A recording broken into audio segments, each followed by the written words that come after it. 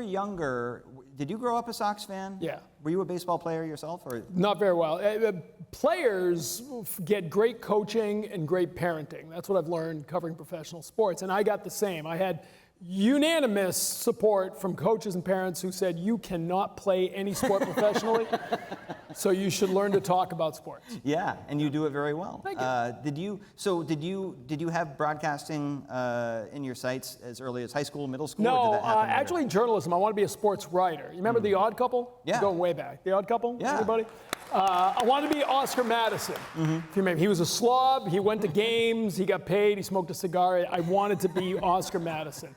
And then while I was in college, I somehow landed a TV internship, and that's where I fell in love with TV.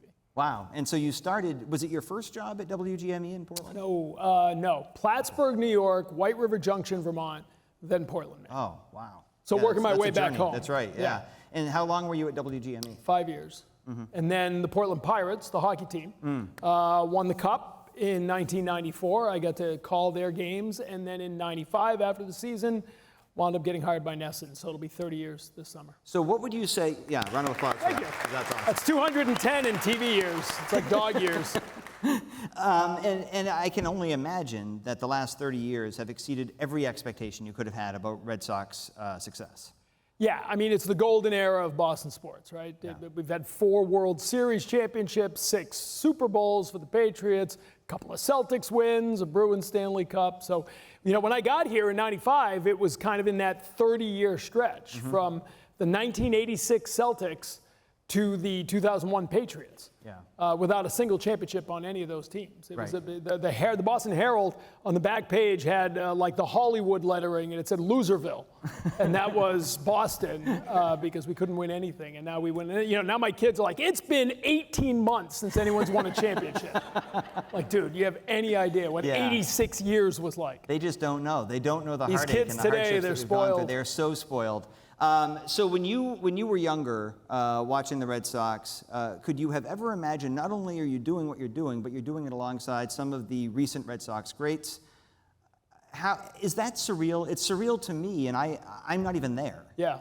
Yeah, it is. You know, every now and then you look over and it's Jim Rice, you know, Yeah. or like Jim Rice calls you, or Dennis Eckersley calls you and wants to ask about something. It's like, what? Yeah, there's moments in a career, and I'm sure it's like the same with you when you have people here, where you're just like kind of an out-of-body experience. Mine was, I'd been at NESN, I don't know, 4 or 5 years, and I was at a golf event, and I hear, hey, Tom, TC, somebody calling me like across the practice screen, and I look up, and it's Bobby Orr.